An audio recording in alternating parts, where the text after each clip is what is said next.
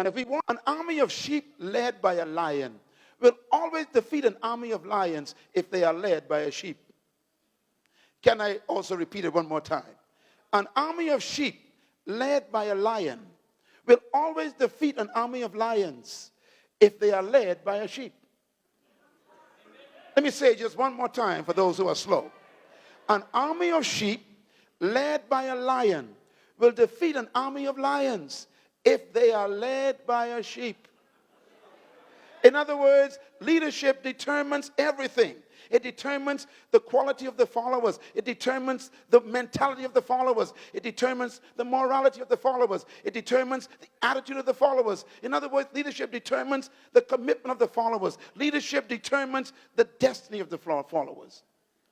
Wherever the leader goes, the people go. Whatever the leader thinks, the people are victims of that thought. Matter of fact, the greatest statement about leadership was made by the one who we call the greatest leader that ever lived. And he referred to two animals I want to talk about for a minute. The first animal God identified himself with is the eagle, because the eagle is a creature of vision. The second animal God identified himself with is the lion. Both of these animals are leaders in the animal kingdom. The eagle is the leadership of birds, and the lion is the leader of animals. Now, both of these have qualities and characters that you and I must learn to understand leadership. And our world today needs some lions and some vision eagles in our countries. Let me talk a little bit about the lion. I think he's a mystery to me. First of all, the lion is not the tallest animal in the jungle. He's not the strongest, not the most powerful. He's not the smartest, not the most intelligent. And yet the lion is the leader. Tell your neighbor there's hope for you. The lion destroys everything you've been told about leadership. They told you got to be intelligent. You got to be tall. You got to be strong. You got to be powerful. You got to be awesome. And the lion is none of them. He's not the tallest, not the strongest, not the biggest, not the most powerful, and not the most intelligent. And yet he's in charge. Which means that leadership has nothing to do with power and strength and intelligence and size and height and weight. Tell your neighbor there's hope for me. So the question is, what makes the lion a leader? I'm going to give you the answer. Write it down. The lion is a leader because of one simple word, and it's the word attitude. Hey, boy, say attitude. The lion is a leader because of attitude. The difference between a leader and a follower is attitude. What makes the leader a different creature than a follower? First of all, leadership comes from a belief system that the lion has about himself. He believes that he can achieve whatever he dreams. As a matter of fact, the lion believes that he can eat an elephant. He believes it. Because attitude is a product of belief. Write that down. Attitude is a product of belief.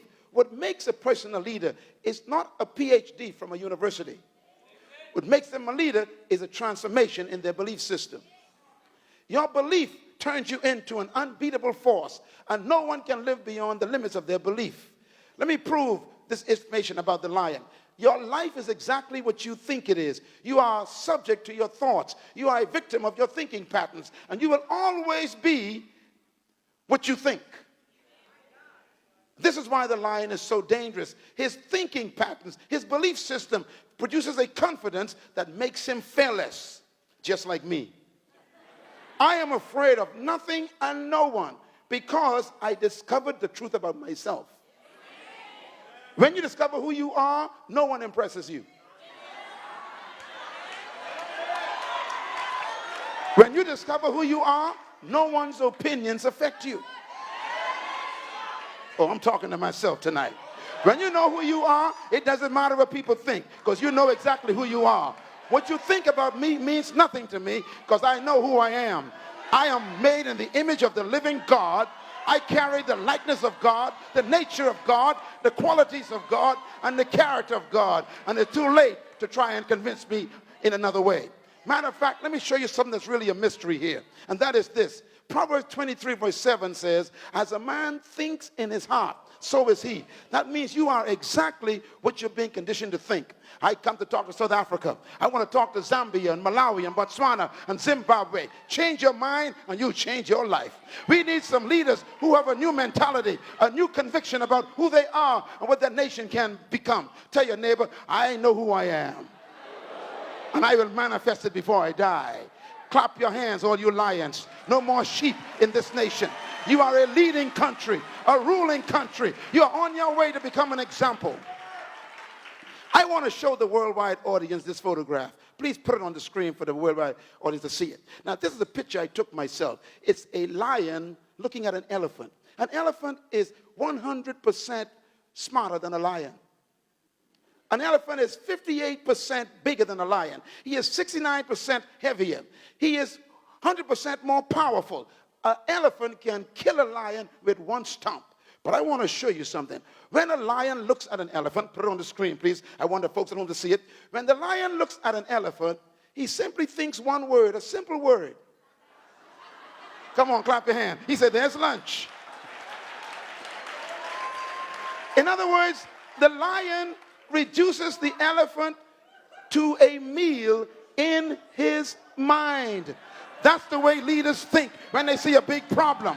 They're not afraid of the problem. They say, I can eat that for lunch. Somebody ought to shout right there. In other words, the leader looks at the problem of crime and AIDS and poverty and all the problems of unemployment, and he thinks, I'm going to eat that for lunch. I can fix that. I can recover that. I can restore that. I can solve that problem. We need leaders who believe that nothing is impossible.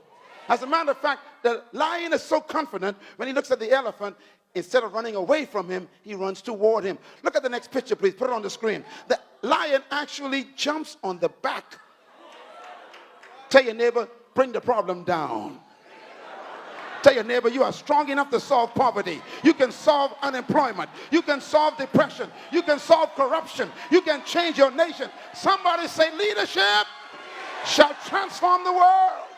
Clap your hands, all you lions. Come on, let's stir this place up tonight. You are a leader and not a follower. In other words, you become exactly what you believe. Look at this picture. When lions bring the elephant down, they do it not as a person, but as a team. We need leaders who are not afraid of company.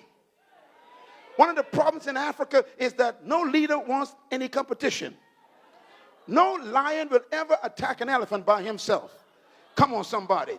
That's why we need leaders who are not afraid of other leaders who are successful. We need to learn how to work together. Teamwork is the key to success. We need leaders who don't kill their opposition, but encourage their opposition. We need people to work together, not apart. That's why Africa is struggling. We got leaders who compete with their own fellow leaders instead of working together. The secret to South Africa's problem is teamwork among leaders. Give God a hand for the churches working together and the government working together and the community working together in the name of Jesus Christ. Leadership, therefore, is a matter of the heart. True leadership is not a method. It's an attitude. True leadership comes from a belief system that you can do anything based on the true nature that God has put in you. You and I were created to be leaders and to dominate, but not to dominate people.